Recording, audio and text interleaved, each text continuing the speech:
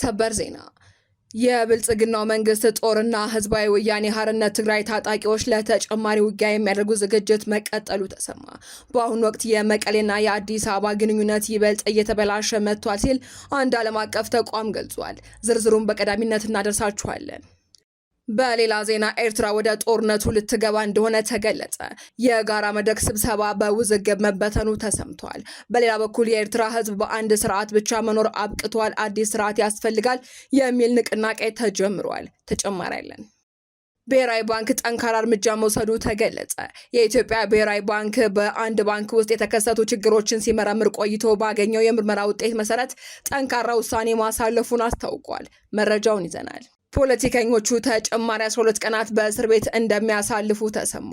በሽብር ወንጀል የተጠረጠሩት የኢሃፓ አባላት ተጨማሪ 12 ቀናት የምርመራ ጊዜ እንደተፈቀደባቸውም ጠበቃቸው ገልጸዋል። ዝርዝር አለን። ከውጭ በተሰማ ሰበር መረጃ በዲሞክራቲክ ሪፐብሊክ ኮንጎ በአሁኑ ወቅት በኢቦላ ወረርሽኝ ከ300 በላይ ህጻናት ሞተዋል ሲል የመንግስታቱ ድርጅት የህጻናት አድን ፈንድ ዩኒሴፍ አስታወቀ። ተጨማሪ አለን። ጤና ይስጥልን የአዲስ አበባ ሚዲያ ቤተሰቦቻችን፣ ለሰዓቱ የመረጥናቸውን አዳዲስ ጉዳዮች ይዘን ቀርበናል። ከመረጃዎቹ በፊት ቪዲዮውን ላይክ በማድረግ ማድመጥ እንድትጀምሩ እየጋበዝን በቀጥታ ወደ መረጃዎቹ አለፍን። በቅድሚያ የኢትዮጵያ መንግስትና ህወሓት ለተጨማሪ ውጊያ እየተዘጋጁ መሆኑ ተነገረ። የኢትዮጵያ መንግስት ጦርና ህዝባዊ ወያኔ ሓርነት ትግራይ ታጣቂዎች ለተጨማሪ ውጊያ የሚያደርጉትን ዝግጅት መቀጠሉን የተለያዩ ወገኖች አስታውቀዋል።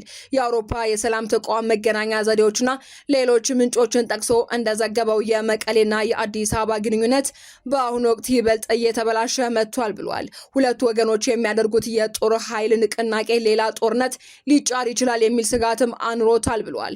ሁለቱ ወገኖች ልዩነታቸውን ሰላማዊ፣ ሁሉን አካታችና ገንቢ በሆነ ውይይትም እንዲፈቱ ተቋሙ ጠይቋል። የአይን ምስክሮች በበኩላቸው የትግራይ ኃይል የሚባለው የታጣቂዎች ስብስብ በርካታ ተዋጊዎችን ወደ ምዕራብ ትግራይ እያዘመተ ይገኛል። እማኞቹ አክለውም የትግራይ ተዋጊዎች ትግራይ ክልልን ከአፋርና ከአማራ ክልሎች ጋር በሚያዋስኑ ድንበር አካባቢዎች ምሽግ እየቆፈሩ መሆኑንም አክለው ገልጸዋል።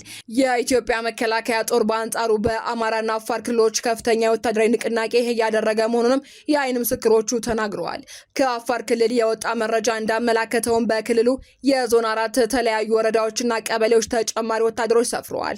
ነዋሪዎችም በስር በዘረዘሯቸው ወረዳና ቀበሌዎች ወታደሮች ከቦታ ቦታ ማንቀሳቀስና ተጨማሪ ኃይል ማሰማራቱ እስከ ትላንት ማታ ድረስ ቀጥሎ እንደነበር ገልጸዋል። በሌላ ዜና ኤርትራ ወደ ጦርነት ልትገባ እንደሆነ ተገለጸ። የጋራ መድረክ ስብሰባው በውዝግብ መበተኑ ተሰምቷል።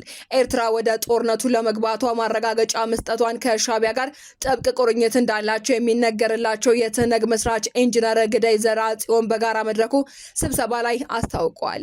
በስብሰባውም የመረጃ ልውውጥ ወቅት የቀረበው ይህ መረጃን ተከትሎ በአቶ ጅሬኛና በአቶ ነአም መካከል በተፈጠረ አለመግባባትና ጸብ ሳቢያ ስብሰባው ሊበተን ችሏል ነው የተባለው።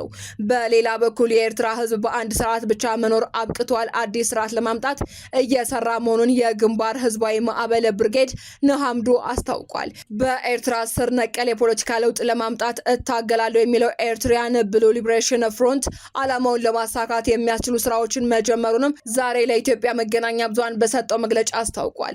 እንደ አውሮፓውያን አቆጣጠር በ2022 በአውሮፓ የተጀመረው ይህ ግንባር ዲያስፖራ መርህ ህዝባዊ እንቅስቃሴ በኤርትራ አምባገነናዊ ስርዓት በመታገል ህዝቡን ለለውጥ በማደራጀትና አገራዊ ሽግግርን በመምራት ረገድ አህጉራዊና ዓለም አቀፋዊ ተጽዕኖ መፍጠር መቻሉን የተናገሩት የግንባር ህዝባዊ ማዕበል ብርጌድ ንሓምዱ የፖለቲካና ዲፕሎማሲ ክፍል ኃላፊ አቶ በየነ ገብረ እግዚአብሔር ናቸው። የግንባር ህዝባዊ ማዕበል ብርጌድ ንሓምዱ አሁን ላይ በደረሰበት ከፍተኛ የፖለቲካና ዲፕሎማሲያዊ ምዕራፍ የኤርትራን ህዝብ ለነጻነትና ለዲሞክራሲ ያለውን ፍላጎት የበለጠ ማጠናከሩን ተናግረዋል።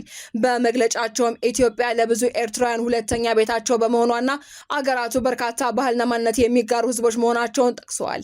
ሰብሳቢው አክለውም ኢትዮጵያ በምስራቅ አፍሪካ እያሳየች ያለችውን አጠቃላይ የኢኮኖሚና የማህበራዊ እድገት ለቀጠና ዋስትና መሆኑ ለትግሉ አጋዥ መሆኑን ጠቁመዋል። ሻቢያ የቀጠናውን ሰላም አደጋ ላይ ለመጣል በጦርነት ፍላጎት የተጠመደው ጽምዶ ተብሎ የሚጠራው የሽብር ቡድን አቋቁሞ እየሰራ መሆኑን በማንሳት የስብስብ ህዝባዊ ድጋፍና መሰረት እንደሌለው ገልጸዋል። ጽምዶ ለኤርትራም ሆነ ለትግራይ ህዝብ የማይጠቅም ቀጠና ቀጠናውን ለማተራመስ የተዘጋጀ ስብስብ መሆኑንም ገልጸዋል።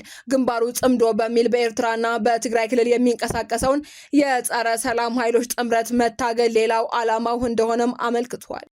ብሔራዊ ባንክ በግሎባል ባንክ ላይ እርምጃ መውሰዱ ተገለጸ። የኢትዮጵያ ብሔራዊ ባንክ በግሎባል ባንክ ኢትዮጵያ ውስጥ የተከሰቱ ችግሮችን ሲመረምር ቆይቶ ባገኘው የምርመራ ውጤት መሰረት ውሳኔ ማሳለፉን አስታውቋል።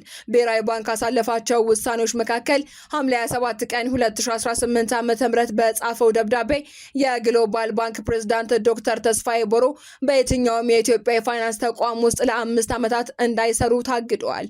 በተጨማሪም ብሔራዊ ባንክ እግዱን ከመጣሉ አስቀድሞ የግሎባል ባንክ ቦርድ ግለሰቡን ከፕሬዝዳንትነት ያነሳቸው ሲሆን በአሁኑ ወቅትም ዶክተር ተስፋዬ በአገር ውስጥ አይገኙም ተብሏል። እንዲሁም ብሔራዊ ባንክ በባንኩ ውስጥ የተፈጠሩ ችግሮችን መሰረት በማድረግ የባንኩን የቦርድ አባላት ለአስቸኳይ ስብሰባ ጠርቷቸዋል ነው የተባለው።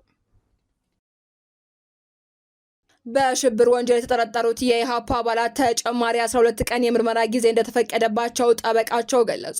በሽብር ወንጀል ተጠርጥረው የታሰሩት የኢትዮጵያ ሕዝባዊ አብዮታዊ ፓርቲ ኢሃፓ አባልና አመራር በማህበራዊ ትስስር ገጽ ላይ ባጋሩት ንግግር ላይ ለጥርጣሬ መነሻ የሚሆን ነገር አግኝቻለሁ ያለው የፌዴራል ከፍተኛ ፍርድ ቤት ለነሐሴ 11 ቀን 2018 ዓ.ም ተለዋጭ ቀጠሮ መስጠቱን ጠበቃቸው ሰለሞን ገዛኸኝ ተናግረዋል። በሽብር ወንጀል ተጠርጥረው የታሰሩት የኢሃፓ አባል አበባ አካሉ የፓርቲው የህዝብ ግንኙነት ኃላፊ ይስሐቅ ወልዳይ እንዲሁም ጠበቃ አበራ ንጉሱ በዛሬው ዕለት ፍርድ ቤት መቅረባቸውን ጠበቃቸው ጨምረው ገልጸዋል። እንደ ጠበቃው ገለጻ ተጠርጣሪዎቹ በማህበራዊ ትስስር ገጻቸው ወይንም በዩቲዩብ ባደረጉት ውይይት ሐሰተኛ መረጃ አሰራጭተዋል ወይስ አላሰራጩም የሚለውን ጉዳይ ፖሊስ መርምሮ እንዲያቀርብ ቀደም ሲል በፍርድ ቤቱ ታዞ ነበር። በዚህም መሰረት ፖሊስ የድምጽ ቅጂውን ለከፍተኛ ፍርድ ቤት ያቀረበ ሲሆን ፍርድ ቤቱም የድምጽ ቅጂውን ማዳመጡንና በንግግሩ ላይ መጠነኛ የሆነ ለጥርጣሬ መነሻ የሚሆን ነገር አግኝቻለሁ ማለቱንም ጠበቃው አብራርተዋል። ከዚሁ ጋር ተያይዞ ፍርድ ቤቱ በሌሎች የወንጀል ጥርጣሬዎች ላይ ተገኘ ነገር አለ ወይንም የለም አንልም ማለቱን የጠቆሙት ጠበቃ ሰለሞን ፍርድ ቤቱ መጠነኛ ጥርጣሬ አግኝቼበታለሁ ባለው የማህበራዊ ትስስር ገጽ ንግግር ላይ ምርመራ ያስፈልጋል በሚል ተጠርጣሪዎቹ ፍርድ ቤት ከቀረቡበት ቀን ጀምሮ የሚታሰብ የ12 ቀን ተጨማሪ የምርመራ ጊዜ ፈቅዷል። ተጠርጣሪዎቹ በፌዴራል ከፍተኛ ፍርድ ቤት ልደታ ምድብ ችሎት የቀረቡ ሲሆን ጉዳያቸውን በድጋሚ ለመመልከት ለነሐሴ 11 ቀን ተለዋጭ ቀጠሮ ተሰጥቷል። ከውጭ በተሰማ ሰበር መረጃ ኢቦላ በዲሞክራቲክ ሪፐብሊክ ኮንጎ ከ300 በላይ ህጻናት መግደሉ ተሰማ። በዲሞክራቲክ ሪፐብሊክ ኮንጎ በአሁኑ ወቅት በኢቦላ ወረርሽኝ ከ300 በላይ ህጻናት ሞተዋል ሲል የመንግስታቱ ድርጅት የህጻናት አድን ፈንድ ዩኒሴፍ አስታውቋል። ወረርሽኙ በምስራቅ ኢቱሪ ግዛት ውስጥ ወሳኝ የጤና አገልግሎት ላይም አደጋ እንደሚጥል ድርጅቱ አስጠንቅቋል። ዩኒሴፍ ባወጣው መግለጫ ኮንጎ እስከ ኦገስት 2 ድረስ እድሜያቸው 17 እና ከዚያ በታች በሆኑ ህጻናት ላይ 743 የተረጋገጠ ጉዳዮችን መዝግቧል። ከነዚህም ውስጥ 330 ያህሉ ሞተዋል ብሏል። በሀገሪቱ በኢቦላ ከተመዘገበው ከ3 ሞት ውስጥ አንድ ያህሉ ህጻናት ናቸው ተብሏል። ድርጅቱ ከ5 ዓመት በታች የሆኑ ህጻናትን ኢቦላ በተለይ እንደሚጎዳ ጠቁሞ የሟቾች ቁጥር ከአዋቂዎች በእጥፍ የህጻናቱ ይበልጣል ብሏል። በሌላ መረጃ በዲሞክራቲክ ሪፐብሊክ ኮንጎ ውስጥ በአንድ ወንዝ ላይ ተሳፋሪዎችን ያሳፈረች የእንጨት ጀልባ በመገልበጧ ከ10 በላይ ህጻናት መጥፋታቸውን የሲቪል ማህበረሰብ ኃላፊዎች ተናግረዋል። ዜናዎቻችን አበቃን። በሰላም ቆዩ።